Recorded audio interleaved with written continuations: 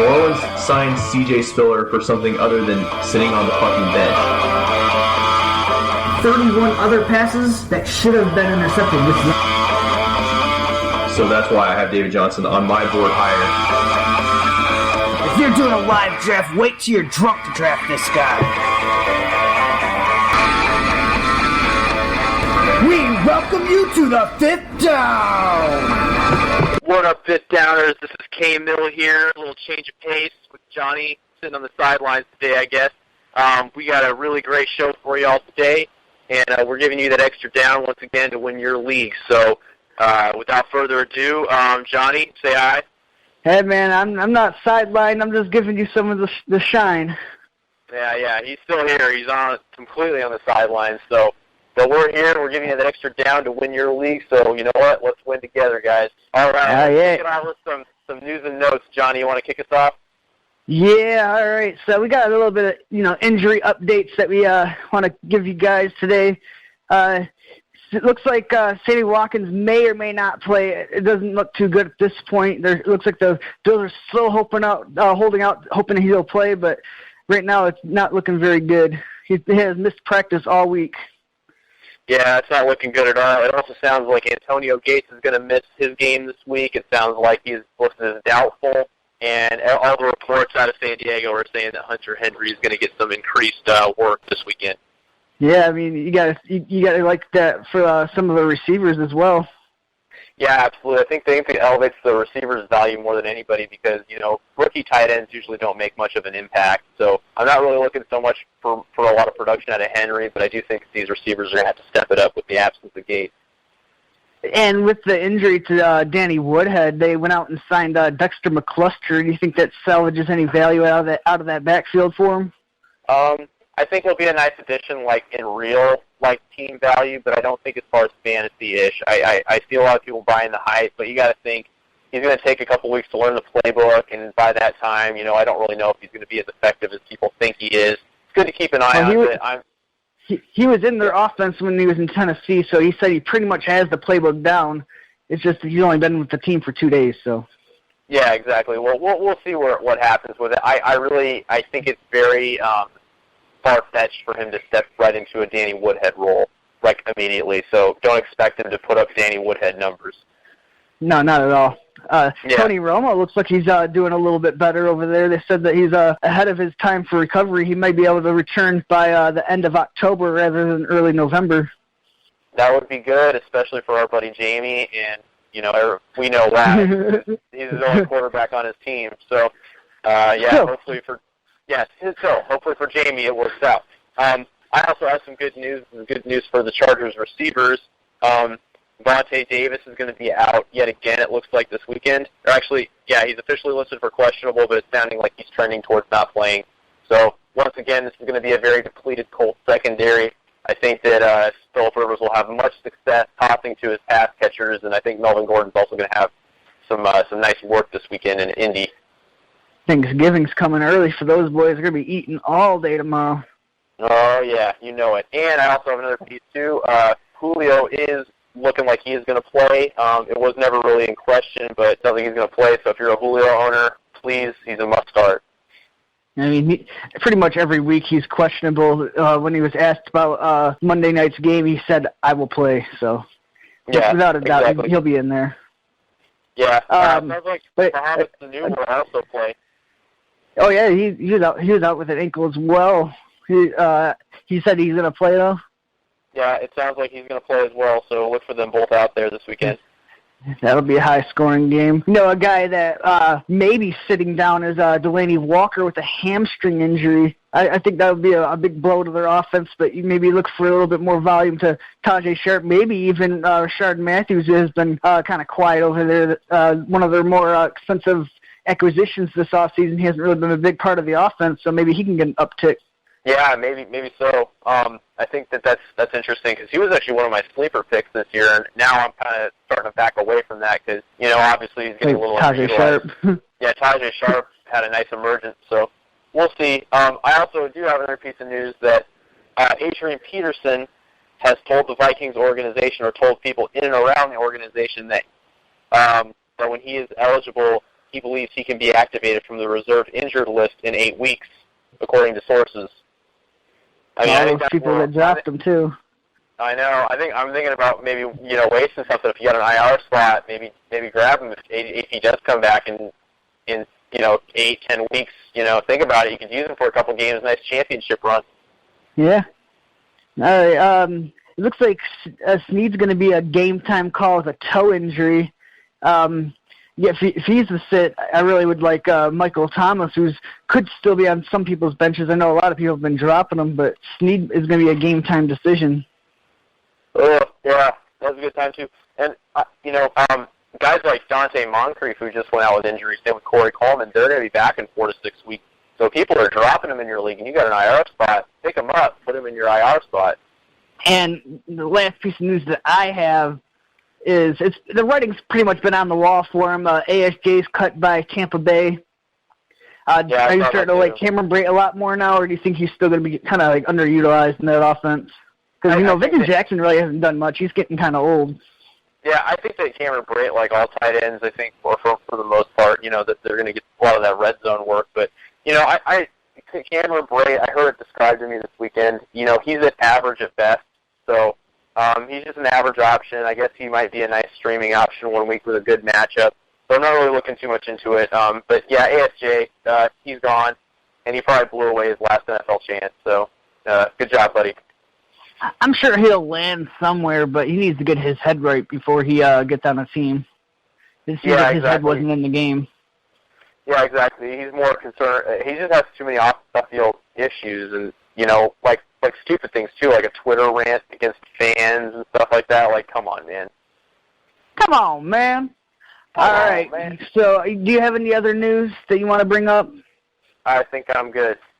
All right, well, let's jump right into it. Episode 29, we're going to do our Week 3 matchups. Which one do you want to go over first? You know what? I think I like that. Let's go over Indy and San Diego first. All right, I put a little bit of a twist to the show for this time up. I put down the point spread, and we can pick the spreads for each game.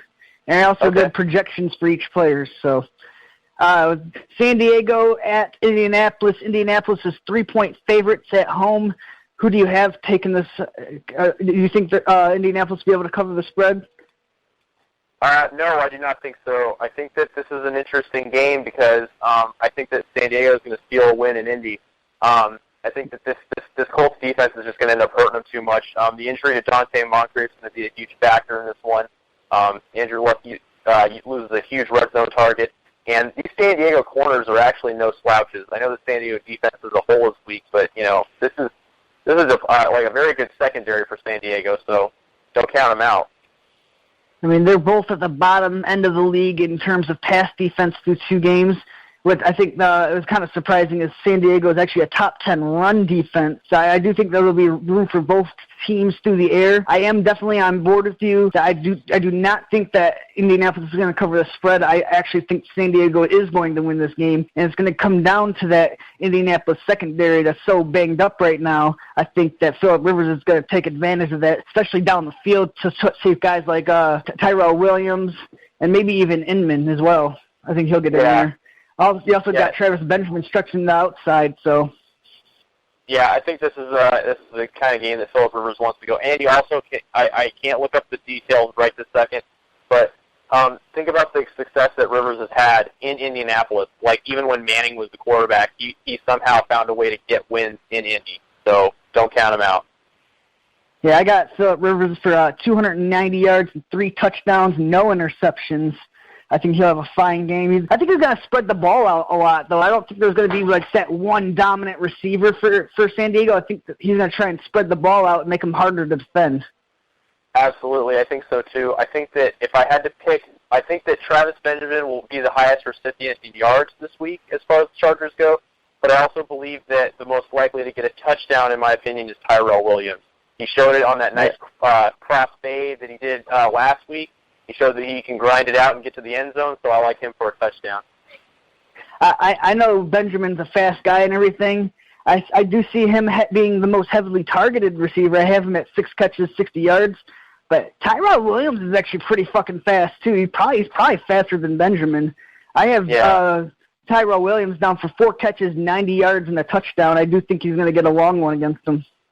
Yeah, I think I could definitely see that happening, too. And you know what? Welcome back, Melvin Gordon. I think that Melvin Gordon is going to continue his touchdown streak because he didn't have any last year. And I think that he's going to get a touchdown in this game, too. I also have Melvin Gordon going over 100 yards this week. I think that he is a fine play against this Indianapolis defense. Yeah, I mean, not only is Indianapolis' pass defense shit, the run defense is also shit. I also have Melvin Gordon going over 100 yards, 20 or so receiving yards, and a touchdown. He'll be a fine play. I have him right up there towards the top 5 running backs this week, so I'm pretty high on Melvin Gordon this week.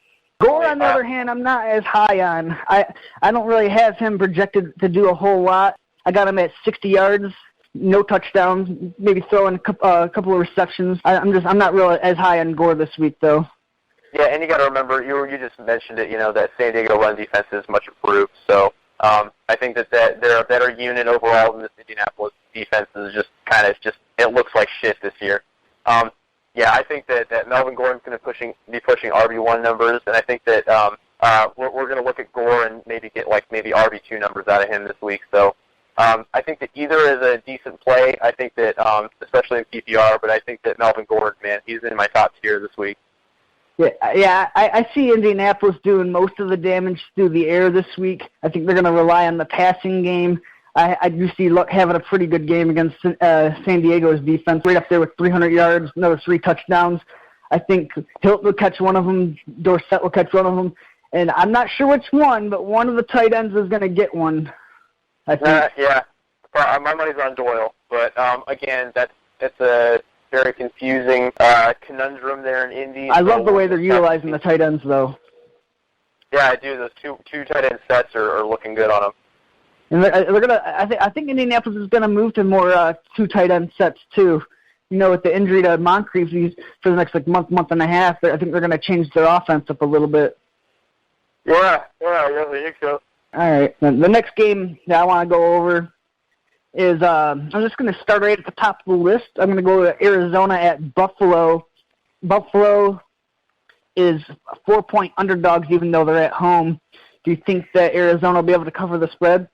Absolutely think that Arizona will be able to cover the spread. This Arizona offense, plain and simple, is just a unit to be reckoned with, and not to mention their defense isn't too shabby either. They have one of the best cornerbacks in the league. I think that they easily cover the spread.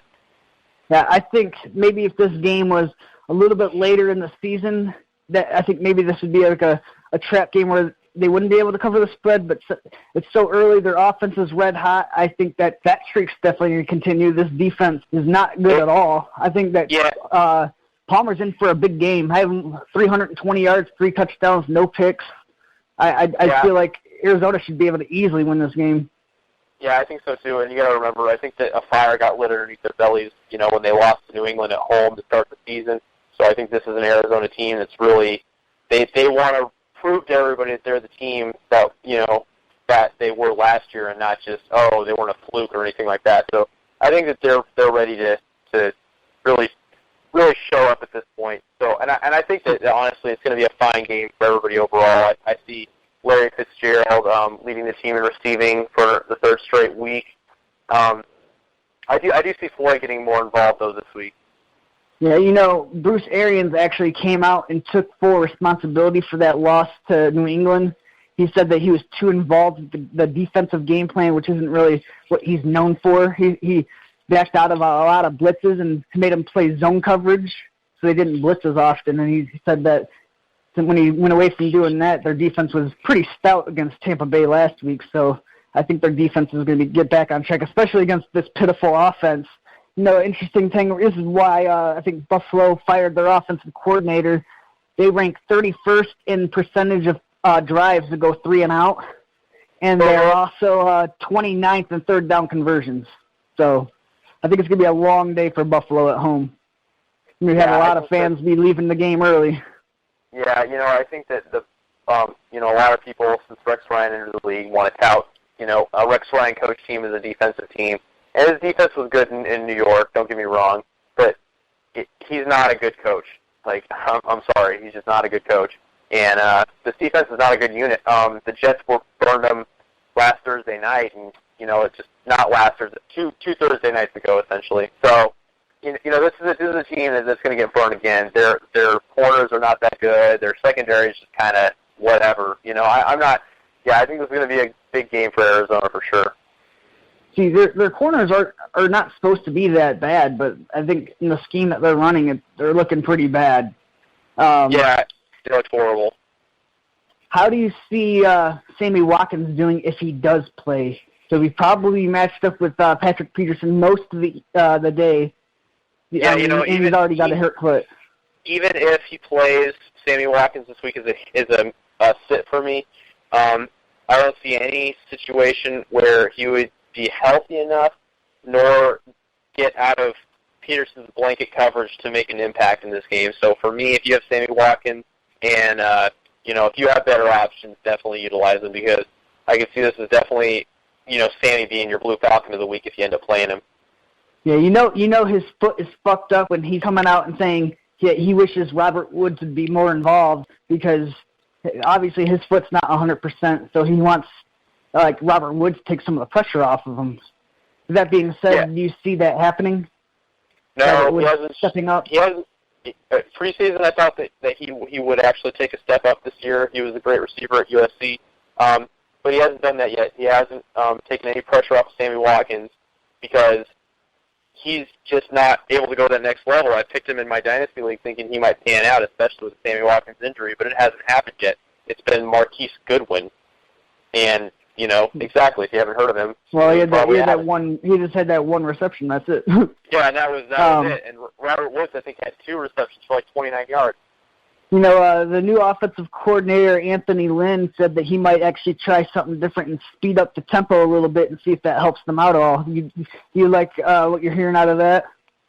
Yeah, I think that kind of a tempo suits Tyrod Taylor because, he thrives off of, going off the ground. He thrives off the deep ball. So I think that it fits his strength. How do you see LaShawn McCoy in this matchup? I think that he'll get the volume he always does. I think if anybody in Buffalo will establish their fantasy day, I think it will be LaShawn McCoy. Arizona has an intimidating front line, but I think that he'll be able to get enough done, because he's going to get the volume to get it done. Yeah, I think he'll have 70 yards rushing. They won't be real efficient yards, but he'll have 70 yards rushing, might get 3 catches, 25 yards. I don't see him scoring a touchdown in this one, though. Honestly, I see this being a low-scoring game for Buffalo. I see them getting maybe one passing touchdown with Taylor, and maybe add in 2 or 3 field goals, and that's pretty much all she wrote for this game. I don't see the receivers doing a whole lot. I don't see Clay doing a whole lot. I'm not a big fan of the Buffalo team right now. Yeah, after their showing on Thursday Night Football, I'm just not a big fan. Their defense was consistently getting burnt. They were able to keep it close because Tyrod Taylor had bombs, but I just don't think Tyrod Taylor and the Buffalo offense will be able to keep pace with this Arizona offense, and they're gonna fall out of hand. And then I can also see LaShawn McCoy also a scenario where he becomes a non-factor because they abandon the run altogether. So. That wouldn't be surprising. I see Palmer, obviously, like I said, I could see him having a pretty good game. Buffalo's given up 297 yards a game through the air.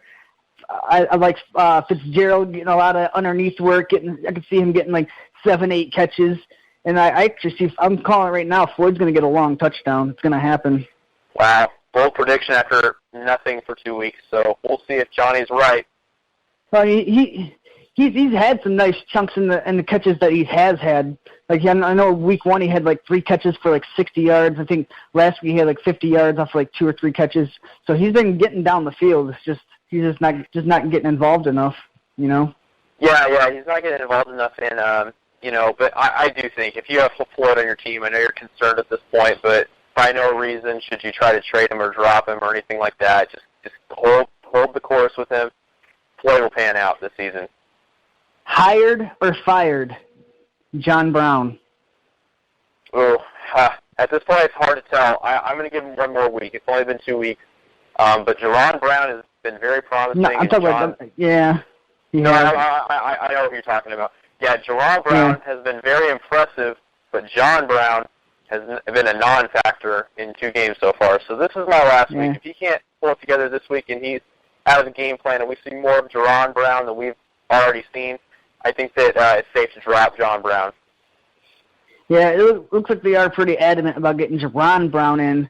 I think that just based on upside alone, I have John Brown as a hired. I want to kind of stash him away, and hopefully that he gets things together once his head starts feeling right and actually starts getting more involved into the offense. Until then, I'm just stashing him on the bench. I'm not going to quite get rid of him yet. Yeah, I think that people could do much worse. Like, there's a lot of waiver wire ads where, I would rather just hold on to John Brown than add some random off a waiver wire. But you got to understand, though, do you think that fantasy players are justified by dropping him, John? Well, the reason why I brought it up is I have seen John Brown dropped in a few leagues, and I think that's kind of a mistake right now.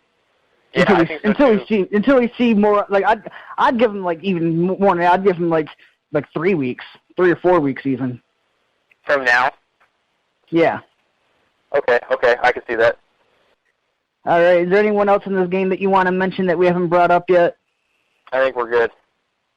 All right. What game do you want to bring up next? Let's do Denver, Cincinnati. All right, this is a pretty good game. I actually got some money riding on this one. Denver is the underdog on the road, but they're getting 3 points. I actually think that they're going to beat Cincinnati, so I thought it was easy money in my opinion. How do you feel about that? Really, I actually disagree with you. Me being a Denver fan, I'm actually picking Cincinnati to win this game. I think that they will. It's the game that I can see Cincinnati winning. This Denver defense is tough, but I think that playing in Cincinnati is going to it's their first road game of the year. I could definitely see this being a very close game, but I think that Cincinnati will pull it out. What do you think some of the keys are for Cincinnati to pull this out at home? I think that they need to play on par with Denver's defense. It's going to be a very defensive game. They're going to stop Trevor Siemian, which won't be a hard task because he's thrown 3 interceptions through 2 games so far, and I think that he'll probably throw another pick tomorrow. They also have to slow down the Denver run game. I think that if they take away that run game, they're going to be a one-dimensional team. And with a half-injured Demaryius Thomas and a not very utilized Emmanuel Sanders, I think that this could be a game that they can pull out. Here's the reason why I think Cincinnati is going to lose this game is because they're dead last in stopping the run. And as we know, Denver is going to run on their run game with Trevor Siemian at quarterback.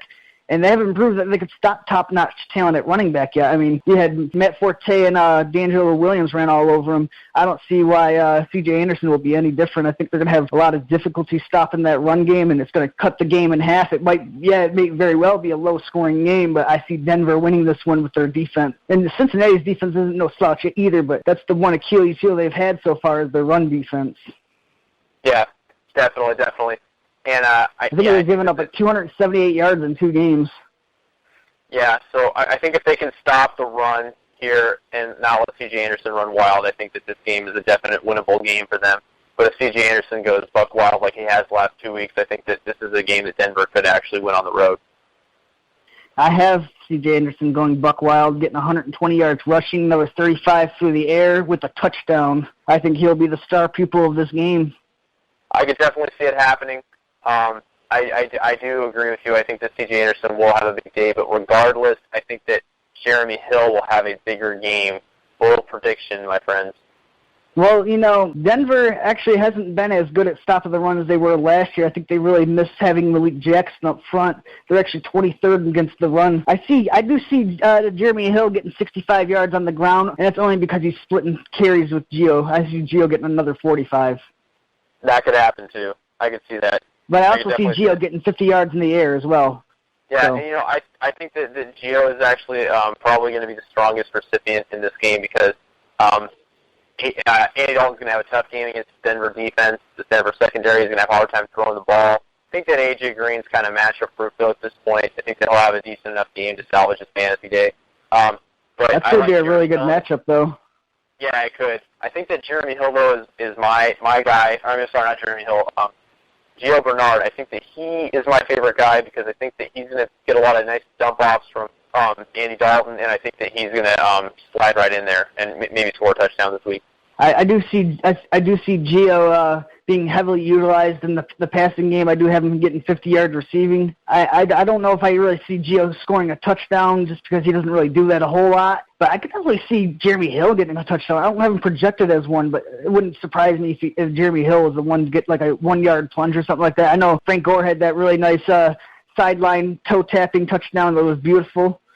So they can definitely get it done against Denver. Denver's run defense isn't as scary as it was in the past. So I got A.J. Green. I got him for 75 yards and with a possible touchdown. You know, he always has that chance. Do you see anyone else on this offense that is going to step up for him? I can see Jeremy Hill getting a goal line touchdown. I can see it because I think that A.J. Green's going to catch a deep pass, not quite get in the end zone, and then Jeremy Hill's going to run it right in. So I can see Jeremy Hill getting a touchdown. I don't think his yardage total is going to be quite what anybody – well, I mean, it's really not – you can't expect much from Jeremy Hill right now, but I think he gets a touchdown. You know, while we're on Cincinnati's team, you know, Tyler Eifert looks like he could be a Week 5 start. He might be ready by Week 5. Yeah, interesting. I think that'll be a great asset to them because they've been missing the tight end production so far. So. Yeah, it's also going to hurt Brandon LaFell's value, I think, coming up when he comes back, because I think that him and A.J. Green are going to get the nice share of the targets. Yeah, speaking of LaFell, he's coming off a lackluster Week 2 where he wasn't looking a whole lot like what he was looking like in Week 1. He wasn't very efficient. Where do you see him as his line? I see it as shit. I think he's not going to get a whole lot. Well, he's going to get probably about 7 targets. I say 2 catches, 40 yards. Yeah, I don't really have him much higher. I got 3 catches, 30 yards, so they're kind of in the same ballpark. I do think he'll get like a decent amount of targets. He might get like 8 or 9 targets, but I don't see him hauling in a whole lot of them. Yeah, this is Brandon LaFell of old we're talking about here. All right, do you see any of the Denver receivers being a factor in this game? Cincinnati's pass defense is no slouch. Well, they're not. And, I'll tell you, I really wish that Emmanuel Sanders would get more involved, and it's not his fault. It's because Trevor Siemian is wanting to check down a lot of the times. And especially with Demaryius Thomas Jr., I really hope that Emmanuel Sanders can step up. Yeah, I got DT actually catching a touchdown pass this week. I think it's going to be the only touchdown pass thrown in Denver this week, but I have him getting it. Got a 5 for 50 and a touchdown. I can see that. I can definitely see that for DT. He's also a week healthier now after being a questionable start last week for his hip. But it sounds like he's doing a little bit better. He's going to play definitely. It sounds like so. Yeah, I think that he's a good bet to get a touchdown because Demaryius Thomas, he's always a consistent red zone threat. Yeah, how do you see this going for Emmanuel Sanders? My hope is that he goes over 100 receiving, but I don't see that happening. I feel like I think he's going to get a lot of targets. I'm going to say probably gets about 10 targets, 5 catches, and I'll say safely about something like 60, 70 yards. Yeah, I got him 6 for 75, no touchdowns. Yeah, I think we're pretty much in the ballpark. Denver tight end situation. Nothing to speak of. Nothing to speak of. All right, let's go on to our next matchup. This is a game I see going either way. Oakland at Tennessee. Tennessee is favored by a point at home. Who are you taking to win this game? I'm taking the Raiders. I think that this is an uninspiring Tennessee team. I hate them. I hate Marcus Mariota. He makes too many mistakes. I see Oakland winning this one on the road. I see Oakland winning this game too. It will be a close one, but since they're favored by a point, you got to go with the points here. I do see Oakland winning this game. I see Derek Carr having a nice game. I know Tennessee's defense is a little bit underrated, but I could see him getting like 270 yards, maybe 2 or 3 touchdowns as well. I can see it too. Their air defense isn't so great. Their run defense, though, I do think that they're going to limit DeMarco Murray, Latavius Murray. I think they're going to limit him. I don't think either of the Murrays are going to do well this week. but I do think that Amari Cooper and Michael Crabtree are both going to have pretty nice days. Yes, I got Amari Cooper 7 for 100 and a touchdown. I got Crabtree 8 for 80, no touchdown, but I see them both having a pretty decent day. Oh, and I also do have an interesting stat about Amari Cooper. He is the league leader in yards per catch currently right now for qualifying yards per catch. So that is interesting. I think he's averaging like 19.2 per catch. He's so effective down the field, and what adds to that bonus is that Derek Carr is not afraid to take chances down the field. He's pretty accurate with his downfield throwing, so that makes for a dangerous combo for anyone. Yeah, I agree. I think that Amari Cooper, I think that he's going to have a nice day today, or on Sunday tomorrow. I also think Crabtree is going to have a decent day. I see him getting a nice amount of targets, too. I see him getting 7 targets, 5 catches for about 70 yards, and then maybe a touchdown. I actually had an interesting offer in another one of my leagues. You're not in it, but I got Allen Robinson, and I was offered Amari Cooper. I'm thinking about taking that deal too. I mean, obviously, you know what Allen Robinson can do, but I foresee some big things happening for Amari Cooper this year. I do too. I think that Amari Cooper is just he's fully healthy this year after kind of falling out after his fast start to his rookie season. But now he's fully healthy, and if he stays fully healthy, I see some big things out of Amari Cooper. With Delaney Walker going out, how do you like Tajay Sharp? They're playing against Oakland, who's given up 400 yards a game through the air. Yeah, that is true. This Oakland secondary is not impressive at all. I see a big day for at least one Tennessee receiver. And Rashard Matthews hasn't shown me anything yet that he showed me in Miami. So my money's on Tajay Sharp. I think he's going to have an excellent game. I think he's a good bet to get a touchdown. And I think that he's a good bet to go over 100 yards. Yeah, I got Marcus Mariota actually getting 290 yards passing, 2 touchdowns. I also have him penciled in for 2 interceptions. Tajay Sharp, I got him going for 7 for 90 and a touchdown. I do think that Matthews gets his act together a little bit. I got him at 5 for 50. I think that he's going to be utilized more now that Delaney Walker could be a person that could sit. He may still play, but it doesn't look like he will. Yeah, it's disappointing to hear, too. I almost traded for him in one league. But, yeah, no, and it sucks, and that's also another reason why I think that this Tennessee team is going to lose at home because, Delaney Walker is a huge hit for this team, especially being Marcus Mariota's favorite target. Yeah, an interesting surprise this year has actually been DeMarco Murray. How do you see him playing out in this game? I think this is a better Oakland defense against the run, especially. So I think that DeMarco Murray is going to struggle, and I think that Derrick Henry, for that matter, if you even want to talk about him, is going to struggle as well. But like I said, I do see that I do see receivers on both ends having a nice day today or tomorrow.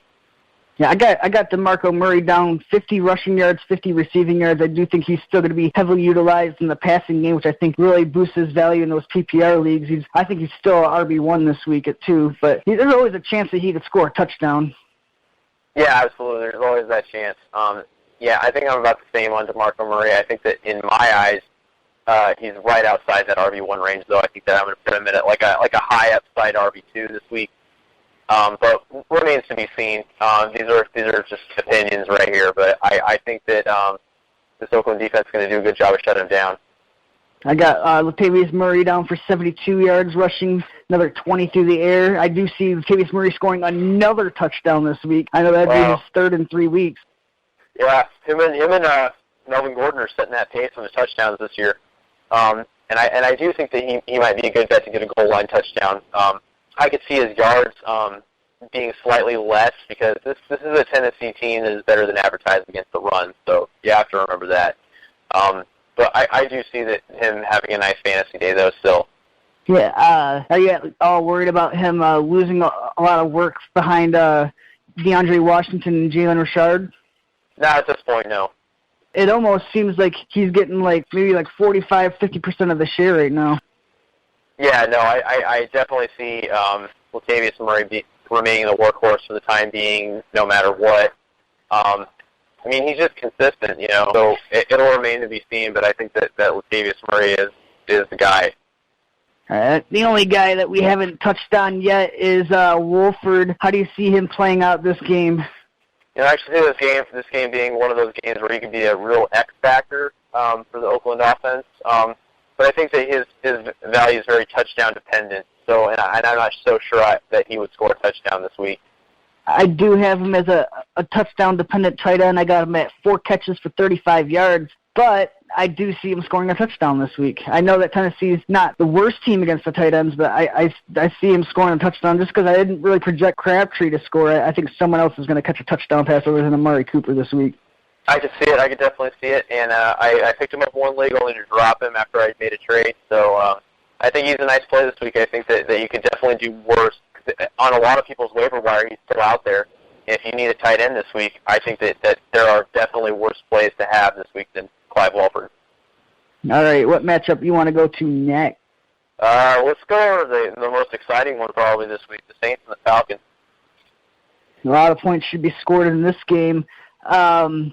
We got New Orleans. Is it New Orleans at Atlanta? No, it's the other way around, isn't it? No, it's at New Orleans, yeah. Yeah, at New Orleans. New Orleans is actually 3-point favorites at home. How do you think they're going to win at home? Simple logic. Drew Brees at the Superdome. He's hard to beat. Very few teams come into the Superdome with a win. This is a team. Both teams don't have very good defenses. It's going to be a high-scoring game. Drew Brees tends to win those shootouts. I see that being the case again on Monday. Yeah, I did pick against the points and pick New Orleans to win at home. I see Drew Brees having a big day. I got him down for 340 yards and 4 touchdowns. I also see Matt Ryan having a big day as well. I got him at 310 yards and 3 touchdowns. Do you think anyone's going to be able to get a run game going? Hard to say. I definitely don't see it from the Falcons' backs. If I do see an X factor, it's going to be Tevin Coleman this week. I think that Devontae Freeman is going to be ineffective, and that they're going to shift more towards Tevin Coleman. He's proven to be the more pass-efficient catcher this year. I think that he could potentially have a big day. And other than that, though, I actually see Mark Ingram. There's been grumblings, that people are like, well, what the fuck? He was so good last year. I think that he does get involved because this isn't a very good Falcons defense either. So I could definitely see I could see Ingram getting utilized this week. I got him down for 80 rushing yards. I don't have him down for any touchdowns, but I do think he'll get utilized. I got both Atlanta Falcons running backs actually having a good day, both right around 100 yards total yards from scrimmage. I got Freeman down for a short touchdown, though. That is true. He is dominating the goal line work, so it's always something to keep an eye out of. I think that's why Freeman does hold more value than Coleman at this point, because he does get those goal line work. But I could see Tevin Coleman. He's frequently bailing out Matt Ryan on very tight situations. Matt Ryan doesn't really have a whole lot of options. He'll ditch it right out to Freeman or Coleman. In this case, Coleman, and he'll make something out of nothing. Yeah, I do think that if you're a Tevin Coleman owner, you can safely plug him into the flex position and get value there because I do have him down at 50 yards rushing, 40 yards receiving. I think he will be utilized in the passing game like he has been. Yeah, I do think so. I actually think that this week, I think that for me, Devontae Freeman, if you have him in your lineup, most likely he's probably your best option as an RB2 this week. But I think that, you should safely be able to play Tevin Coleman in your flex position and get value there. All right. I see the number one receiver from both teams rolling this week. I got Julio Jones down for 10 grabs, 130 yards and a touchdown. I got Brandon Cooks down for 9 catches, 120 yards and a touchdown. I really think that there's going to be some fireworks on the field this week. Oh, yeah, I think so, too. I actually had to pick it for a football pool, like a final point spread, and I picked 62 because I think that both teams will truly score 31 or more points, or at least one of them. Very well to be like a 42-35 game. Yeah, I think so. So I am comfortable with that pick. I know it's a little high, but I think that it's definitely possible with these two teams. All right. Do you think that Kobe Fleener finally gets it going? And he's one of those guys guilty until proven otherwise. So I think that no, he's not going to get it together this week. I don't think that he's a guy that you want to drop right now, but I would definitely bench stash him. Don't start him this week. It's definitely hard to trust him. I got him down 3 for 30 for a touchdown, though. I do think it's worse. You know what? I do think, though, that if you do have Kobe Fleener and you're looking for an option this week to plug into your tight end position, a guy we were just talking about, Clive Wolford, I think that he's an excellent guy to plug in there. So if you are a Kobe Fleener owner and you want to sit him on your bench this week because you're worried about him, I think if Clive Wolford's out there, grab him, plug him in your lineup. Not a bad little plug and play this week. How do you see? What about another guy that could be available on your waiver wire? Jacob Tammy. He's actually been pretty utilized in that offense thus far. Yeah, it's very interesting to see, but I think that you could definitely do worse at the tight end position if you need a guy to play and you don't really have any starting options or your guy got injured like Antonio Gates. I think that he's a fine play this week. I think that you could definitely do worse. I mean, you know how bad New Orleans is at defending the tight end. I can conceivably see Tammy scoring a touchdown this week. It could definitely happen anytime, anywhere. Against this New Orleans secondary, it's absolutely horrendous. I think that anybody could score a touchdown on him. All right. I guess really the only other player that we haven't really talked about, or there's a couple of players that we really haven't talked about that maybe aren't really worthy of being started, but maybe being rostered. Travis Cadet's not really utilizing the rushing very much, but he's actually been stealing a lot of passing work away from Ingram. Do you think he's with the bench stash at this point? Or do you think you should just hire or fire him? I'd say fire him, and not at this point. He's stealing some passing down work from him, but he's not utilizable in PPR settings even. So I would say no. All right, what about Michael Thomas, hire or fire? I'd say hire to the bench stash.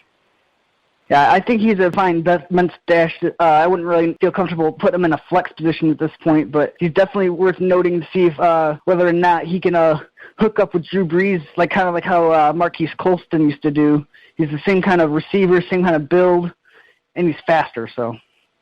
Yeah, exactly. He doesn't get slower than Marquise Colston. All right, let's go on to Minnesota at Carolina. Both teams are playing with backup running back. Do you see any of them having any running success? I know they're both kind of tougher front. Yeah, you know what? I think I like Asiata from the Vikings. I think I like him to get a touchdown. He's stealing some goal line work, or he's going to be the primary goal line back. I like him for a touchdown this week, a short touchdown. But I actually like Sam Bradford in this game. I think that he actually continues what he did last week. I really liked him. I liked how he looked in that Vikings uniform and that Vikings offense. Yeah, it's interesting to note that Asiata actually had more carries than McKinnon when AP went down last week. So yeah, definitely something you want to watch and see how the workload is split. I was actually looking at it too, and it's interesting that you say that. I can't remember the exact numbers, but I do know that the last time AP went down and Asiata and McKinnon were splitting work, Asiata actually was averaging more fantasy points than McKinnon because of that goal line work. So something to think about. If you have him as a bench stash, he might very well be a nice bench play a flex play if you don't have anybody else. Yeah, I think this will be a game where you can kind of monitor to see how they're utilized, and then you can react to that. Exactly. Yeah, definitely. I would keep my eye on it. I wouldn't start him unless you absolutely had to. Minnesota is 7-point underdogs on the road to Carolina. Do you see this game being pretty competitive, though? I think it's going to be count on if Xavier Rhodes plays or not, because I think that he is a big factor in this game. But no, I think I see Carolina easily running away with this game. I think that Minnesota's not going to be able to keep pace. But you also got to remember, Carolina doesn't have Norman anymore, so Stephon Diggs could repeatedly get open, and Sam Bradford has shown so far that he's not shy about tossing it downfield to Diggs. Yeah, I think this game is going to be a game where Carolina is going to ultimately win the game, but I also think it's one of those games where I think both teams are going to score more points than what you expect them to score. I could see Carolina winning 27-23, 27-24. I do think it'll be close. I could see that. I could also see the opposite, and I could see Carolina just running away with it because Carolina at home last year they were phenomenal. So another thing to keep in mind, just food for thought. Where do you see Sam Bradford? You said you're high on Sam Bradford. Where do you see his stat line looking like?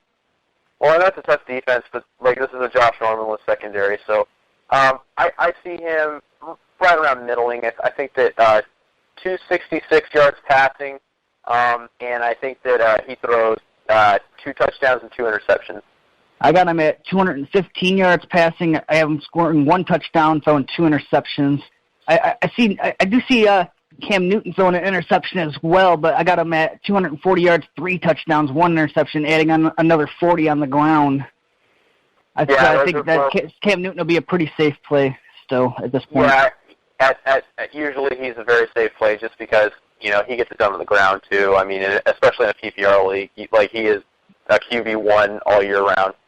How do you see this Carolina backfield? Like, how do you think they're going to split up the workload? Man, this is so confusing because, I'm hearing from different people it's Pain Train. I hear from other people it's going to be Fauzi, a name that you would essentially name your dog. But anyways, the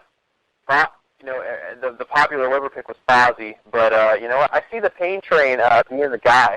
I'm actually high on the Pain Train, so I think that it's going to be, I think Payne's going to handle the early downs, and I think maybe Fauzi or,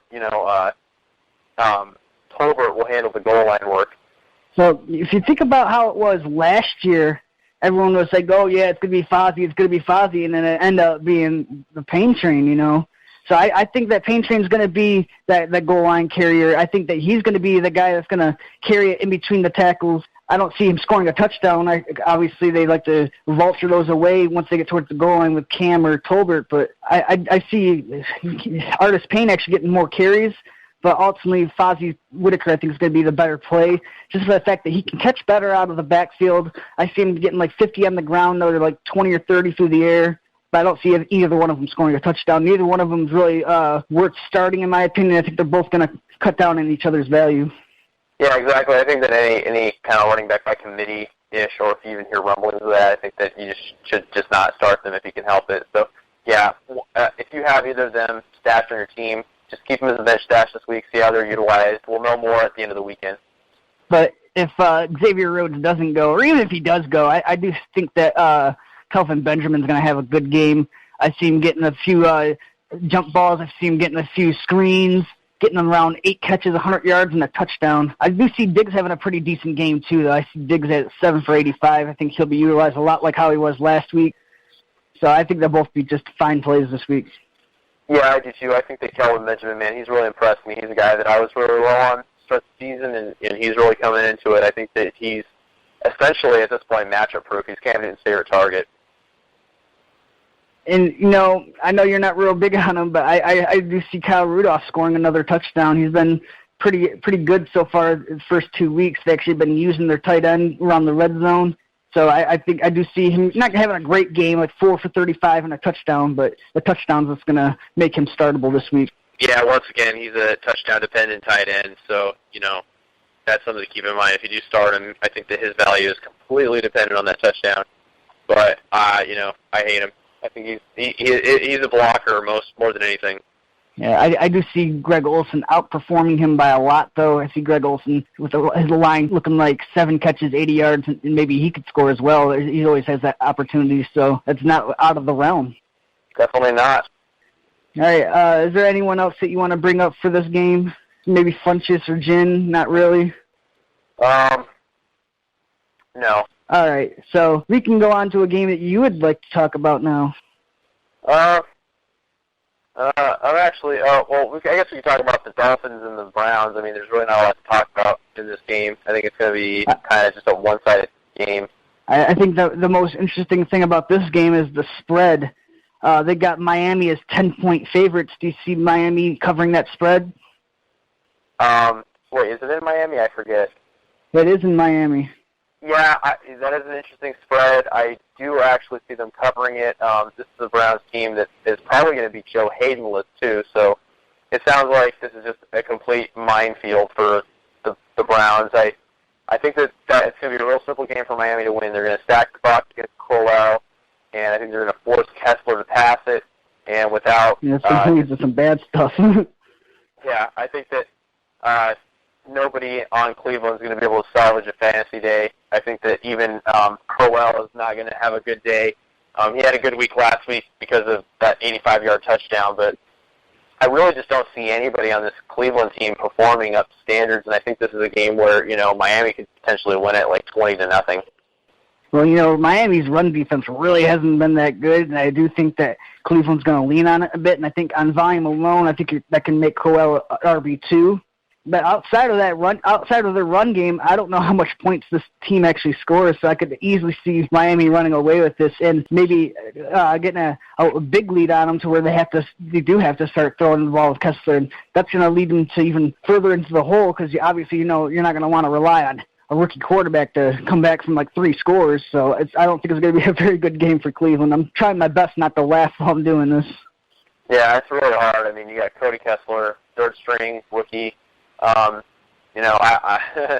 guess we'll see. It's going to go one of two ways. Maybe he impresses us all, and then he's like one of the top waiver picks next week. But honestly, a lot of people aren't rooting for him. So I think the guy that has the biggest game for Cleveland is Duke Johnson, though.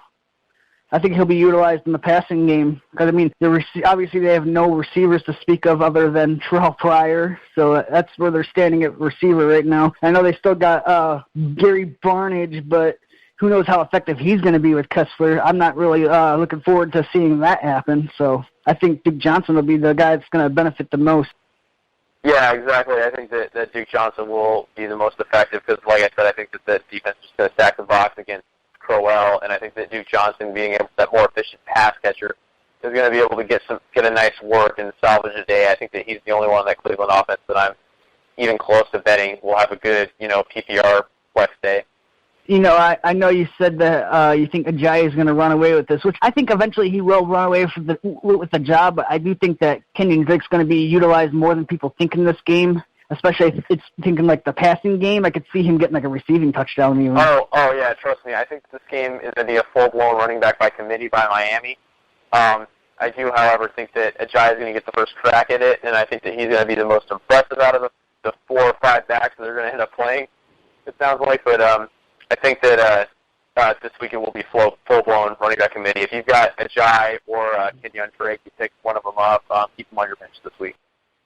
Yeah, I think that Ajayi will probably have the most yards rushing on the team, but I don't know how much work he's actually going to get with running behind Kenyon Drake, and I think Damian Williams is going to get some carries as well, but I do think he'll get the bulk of the work, and he'll be the guy that gets the most yards, but I wouldn't be surprised if Kenyon Drake or Damian Williams steals some of the thunder.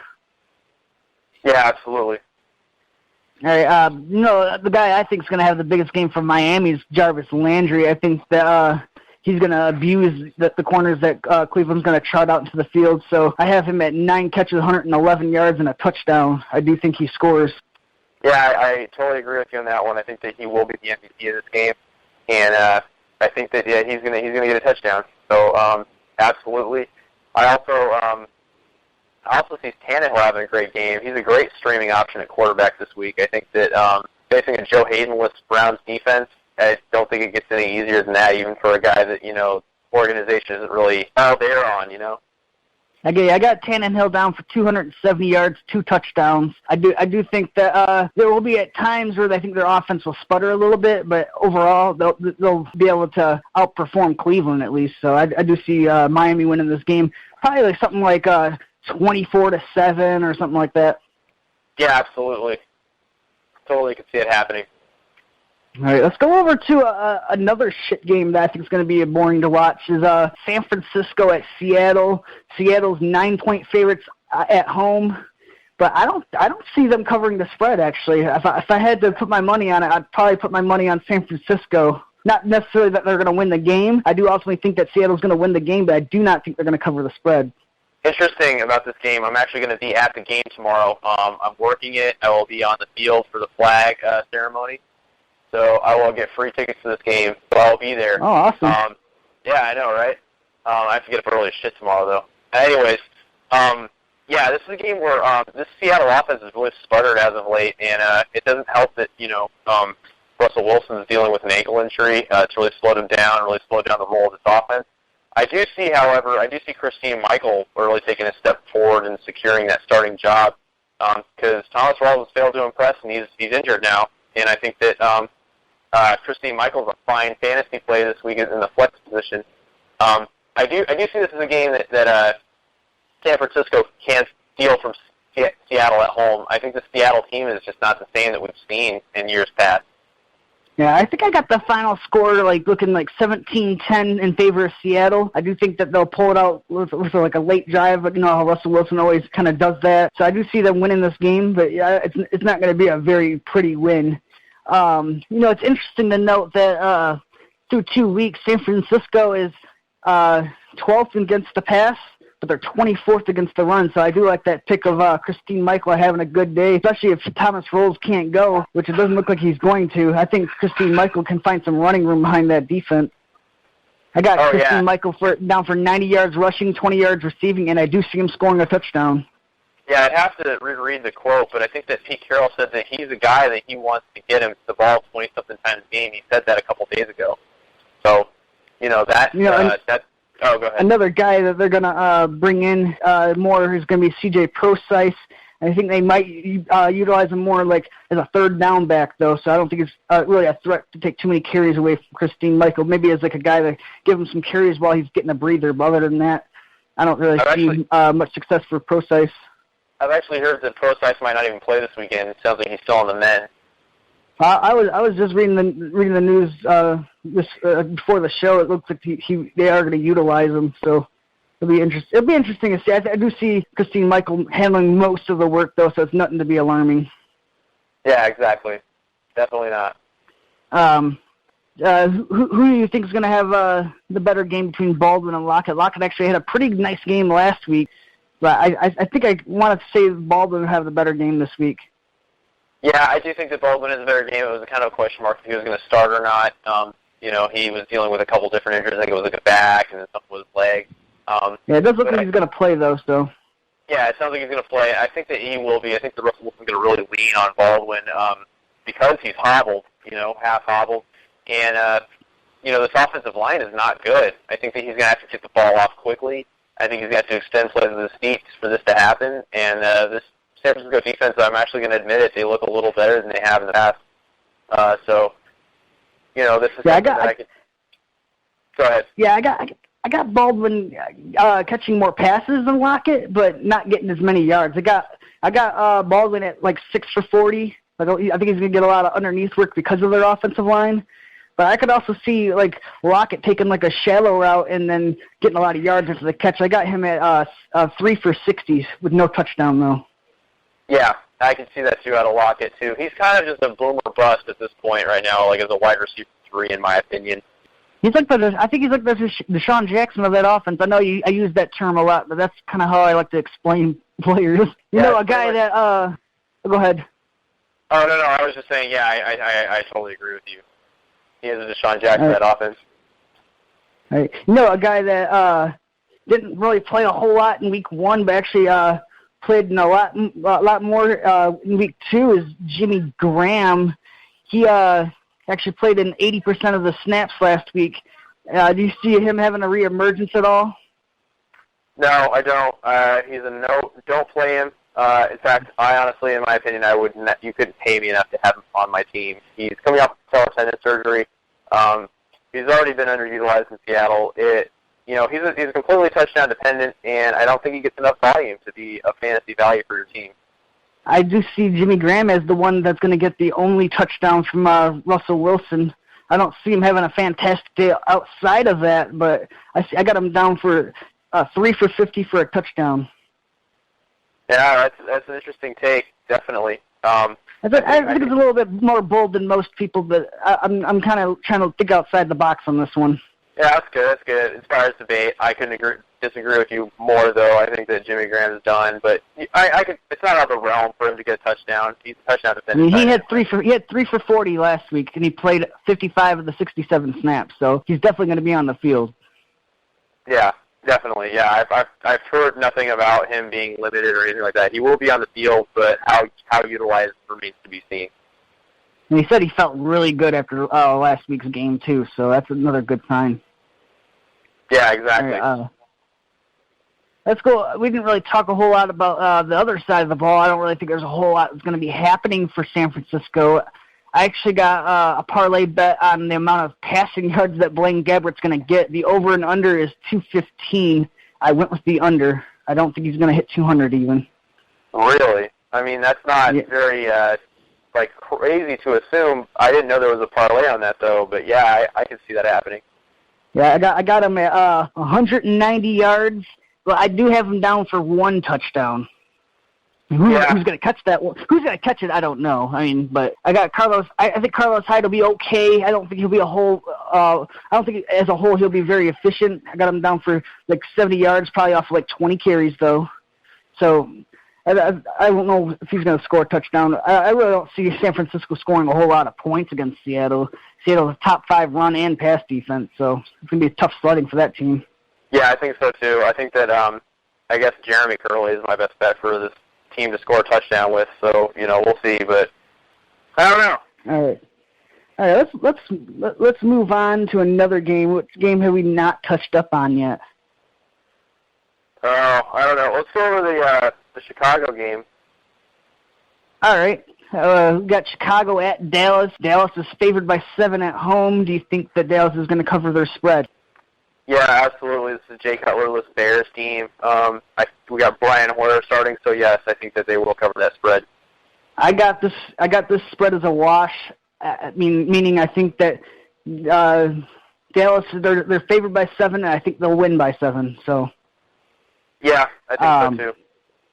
But this is definitely the game where Prescott's going to score a touchdown for the first time this year, and he scores not only 1, but I think he's going to throw 2 touchdown passes. Wow. Very bold statement, but I could definitely see it happening, definitely in this game. I mean, you got Chicago's defense they're not like up to par with the rest of the league. So I definitely think that if there's a game where he can finally break out, it's going to be this one. Yeah, I think that this is definitely a good matchup for him. I think that Dez is a good bet to get a touchdown this week, and I think that probably Cole Beasley will get another touchdown, or Jason Witten. It's interesting to note, though. I know we always talk shit about Chicago's defense, but they're actually ranked 6th in pass defense right now. Wow, that is pretty funny. I didn't know that. 21st against the run, though. With that being said, I think Elliott's going to finally get his 100 yards this week. It wouldn't surprise me if he scored a couple of touchdowns either. Yeah, I'm actually starting to think that Elliott's just not as good as the hype was saying. I mean, I know it's only been 2 games, but he just has not been impressive behind one of the most the best offensive lines in the NFL. Yeah, in the league, he's just not. He's not proven it to me, so we'll see. It remains to be seen, but I do think this is a good matchup for him to show what he's got. Yeah, I think if they start having a little bit of success through the air, I think that's going to open up a little bit of running room for him, though. So it's really going to be dependent on Dak Prescott emergence. I got Prescott down for 220 yards, 2 touchdowns. I do think he's going to throw an interception this week, though. So I think that'll be enough, though, to open up some room for Elliott. Yeah, I think so, too. I mean, you look like Prescott was finally hooking up with Dez last week. I think that's a trend that's going to continue this week. I got Dez Bryant down for 5 for 85. He's going to be one of the recipients of that, one of his 2 touchdown passes. I think that the other touchdown, it could go either way. It could go, like you said, it could go Beasley, it could go Witten. But I do think that Beasley have a decent enough game. I got him down for another 5 catches as well. How do you see Witten doing in this game? I see Witten being decent enough. He's a good bet to get a touchdown. So I think if he gets a touchdown, I think he'll have a good fantasy day. But I say like 6 catches, 70 yards. Yeah, I got him down 5 for 45. And I didn't project a touchdown for either him or Beasley, but I do think one of them will get one. Agree on that one.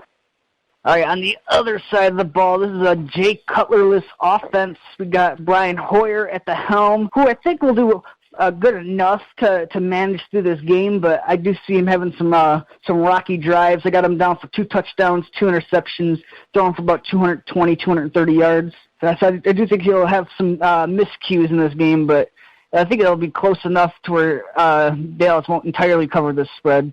Langford, I do think, is going to struggle a bit. I got him down for 50 yards rushing, another 25 on the air, because I think that Jordan Howard's going to get double-digit carries this week. I think I could see him getting like 11, 12 carries. Think about when last week when Kadeem Carey was in, they were pretty much splitting carries down the middle. So I definitely see Langford giving up some of these carries to him. So I want to kind of see how the backfield's going to look.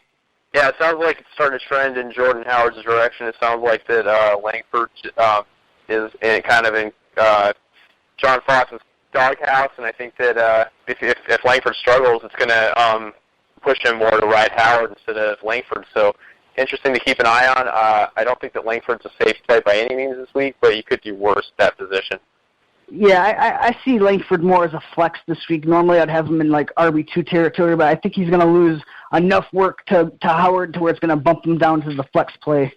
I don't really necessarily say Howard is a flex play, though. I think he should still remain on the bench. Yeah, definitely. All right. Another guy we haven't touched up on is Alshon Jeffrey. How do you see him connecting with Hoyer?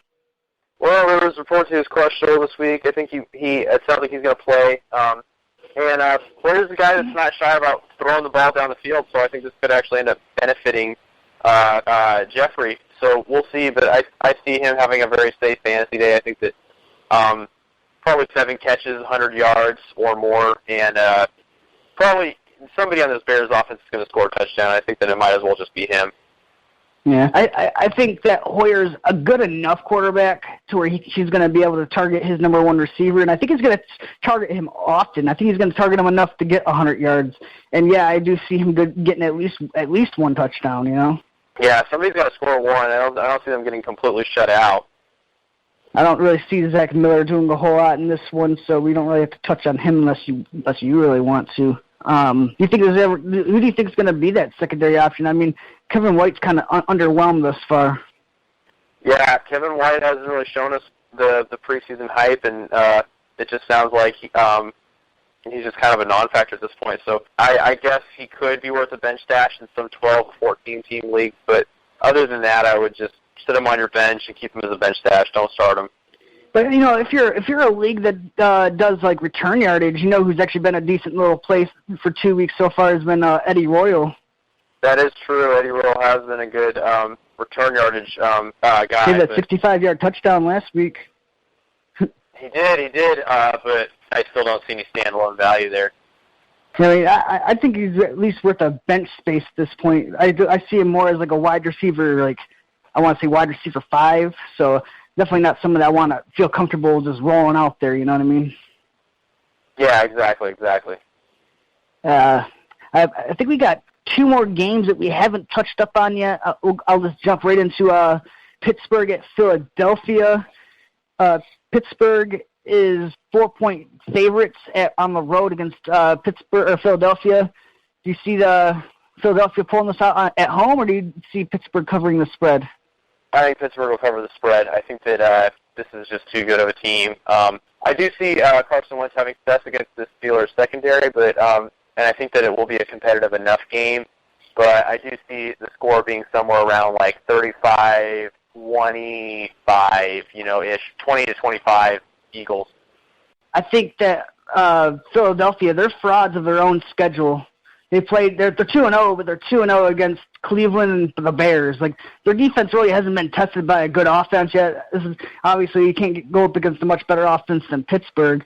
They might have a top 5 pass defense and a top 10 run defense, but I think that Big Ben's going to have a big game. I got him at 310 yards, 3 touchdowns, and I do see him throwing 1 interception, but he should be a fine play.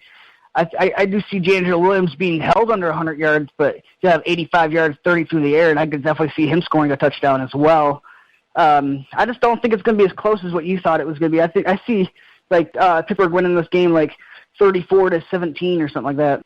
Yeah. I think that this is a game that I actually think that Carson Wentz will have some like I said, some do some damage against the secondary of Pittsburgh, because it's just not as good as people advertise. I know that people want to advertise that Pittsburgh still has a formidable defense, but against the run, yes, I don't see that Ryan Matthews is a good day, but I think that if Carson Wentz can rise to the occasion, I think that this could be closer than what people expect, but I don't see any scenario where they win the game. I do think the Eagles are somewhat imposters too. But you know what? I do see this being a somewhat competitive game, but I do see that the Steelers will easily pull this out by 10 or more points. Yeah, I do see a 17-point victory for Pittsburgh. but it's not going to be by any means Carson Wentz's fault. I do see Carson Wentz having a pretty good game, getting 72 touchdowns. I don't see him turning the ball over against the 31st ranked pass defense, but they have a second ranked run defense, and Ryan Matthews is going to struggle a bit. Although it wouldn't surprise me if he did crack into the end zone as well, but I only got him down for 60 total yards. Yeah, Are you at all concerned about Ryan Matthews right now? He seems to be losing a lot of work to Darren Sproles. Yeah, I am too. I think, honestly, if you own Ryan Matthews, try to sell him high, especially because, he at his best, he's an injury-prone back. He has 3 touchdowns for 2 weeks. His value's probably at an all-time high right now. Exactly, yeah. If you have him on your team, I would try to sell him, see if somebody needs a running back, because I think it's going to go down from here. I mean, unless Sproles gets injured. And you got to remember, too, Ryan Matthews is injury-prone, so it's only a matter of time, probably, before he gets injured. He's one of those guys where he's not necessarily overwhelmingly good, but he's good enough to fill a need for somebody, and you could trade him away to fill a need of your own. So. Exactly. That's plain and simple what it's all about. All right. Who else in Philadelphia do you see having a good game? I see Sproles getting 70 total yards, 40 through the air. So I think he'll be a decent PPR play, but I don't see him scoring a touchdown either. Yeah, I don't see him scoring a touchdown, but I do see him having a decent enough, day as far as yards goes in a PPR setting. I think Jordan Matthews would be a decent play, though. I got him down for 5 catches, 80 yards, and a touchdown. I don't know who else on that team is going to be catching the ball really, though. I'm not really impressed with Aguilar yet. I know Zach Ertz is still going to be out another week. Talk is more of a blocker. Do you see anyone else on this team being effective at all? No, I think that's about it, but I think that Jordan Matthews is a fine play this week. I think that, like you said, this is the 31st ranked pass defense in the league, and I think that Carson Wentz will have a lot of success, and, Jordan Matthews is the clear number 1 over there, so I see that he has a good game as long as he have too many drops, which have been a problem for him. Yeah, if you're one of those guys that are streaming tight ends, Trey Burton from Philadelphia might actually be a decent little streamer this week. He scored 50 yards and a touchdown last week. I think I could see him putting up similar numbers this week. Yeah, absolutely. I could totally see that. All right, so the last game we haven't touched up on yet is L.A. at Tampa Bay. Who do you see winning this game? Tampa Bay is 6-point favorites at home. So LA at Tampa Bay. This is a tough matchup, but I see that Tampa Bay wins this game. The Rams pulled one out against Seattle, but it was, and their defense does look a little better now that they didn't get blown out on Monday Night Football by 49ers, but still not a opposing team by any means. Their offense won't really produce. I can see this game being a very low-scoring game, but at the same time, I do think that Tampa Bay is going to pull it out. I think Tampa Bay will do enough on offense to cover the spread at home against the L.A. Rams. I don't think that they're going to really necessarily blow them out, but I do think they'll beat them by more than 6. L.A. actually has a pretty decent pass defense, though. They got the 9th-ranked pass defense, so Winston has another tough test on his hands, which he did pretty poorly against Arizona last week. He had 5 turnovers. So that's definitely something he's going to have to cut down on if they want to be effective at home. But I do see him having a much better game this week. I still see him turning the ball over once, but I have him down for 240 yards and 2 touchdowns, another 30 yards on the ground. Yeah, I could definitely see that. This is another backfield where the starter is out. Doug Martin will be out for the next 3 weeks. How do you see Sims doing this week? I actually like Sims in this game. I think that he might even fill in for Doug Martin better than Doug Martin can do. He's an excellent pass catcher, and I can't say enough about the guy. I think that he has an excellent week this week, especially in PPR settings. It's interesting to note lately he's been pretty efficient at running the ball, but throughout his career, I think he's only averaging like 3.5 yards a carry. So I think that they will bring in Jacquizz Rodgers more than people think. I think they'll bring Jacquizz Rodgers a little bit more on 3rd down to kind of lighten his load a little bit. But I do think he'll have a decent enough game on the ground. I got him down 70 yards, another 30 or 40 through the air. Yeah. I disagree with you there. I think that Sims is going to be the guy. But at the same token, if Jacquizz Rodgers, somehow gets that start, I really don't see him being much of a a factor. I just see him being more of a guy that, Sims owners are going to be like, fuck, just get out of there, quit stealing worse. Yeah, Jaquiz Rogers actually played in this offense when he played for Atlanta, so he's kind of familiar with the offense. So I do think he'll get out there sooner than later. But I think this week it will be a Charlie Sims type of day. I think Mike Evans will excel against this defense. I know they're ranked 9th in the pass, but I think Evans is going to get a lot of work because they said they're going to try to test this unproven secondary, and I think that's going to rely mostly on Mike Evans. I got him down for 7 catches, 110 yards, and a touchdown. All right, how do you if you want to go to the other side of the ball, how do you see LA's, I can't even say this without laughing, LA's offense doing this week? LA's offense, what a barn burner. Case Keenum's at the helm.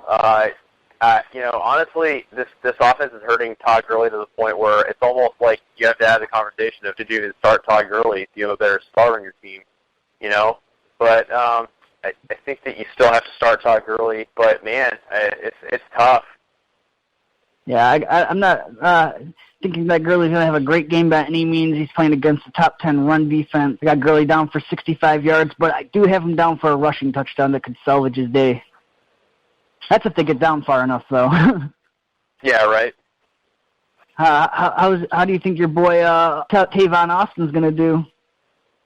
Oh, Good Tavon Austin. Just shitty. Yeah. Oh, man, I hate him. I think that he's probably my least favorite player in the NFL now. I think that he's so fucking horrible. I hate him. Anyhow, I think Tavon Austin has just – I can't say enough bad things about the guy. I think that he's a gadget player, and he can't – he's not a good football player. He's not good as a number one wide receiver. I think he's going to get like 3 or 4 catches out of like 12 targets. Yeah, probably. He's going to get a good volume of targets, but he won't be able to do anything with them. He'll get like 3 targets. His dependency on touchdowns is, what hurts his value. I think that he's completely dependent on the touchdown, and if he doesn't get a touchdown, then if you're starting him, you're an idiot. All right. ASJ is cut. How do you see Cameron Brate doing in this game now that he's cut? Touchdown dependent, like we were just talking about. I don't see a whole lot out of this. Like I said, he's just an average guy at best. I don't think the yardage is going to be there, but you said it, touchdown dependent, and I think he does get that dependable touchdown this week. That is one thing that he is good at, red zone. So yeah, I got him penciled in for 3 catches, 20 yards, and a touchdown. That seems like a Cameron Brate type of day. I can see it. All right. Is there anything else you want to touch on? Any last words? Any news that we admitted so far throughout the show? No, I think I'm good. All right. So I think that we pretty much covered everything that we intended to cover on today. So that'll pretty much do it for today's show. Thank you for listening to the Fifth Down Fantasy Football Podcast. This was episode 29. Please follow us on Twitter at the Fifth Down FF. Subscribe and review us on iTunes. Y'all been slacking lately. And that'll do it. Get on it, ladies and gentlemen. He does race reviews. All right. We still love you guys, though. Peace out, Fifth Downers.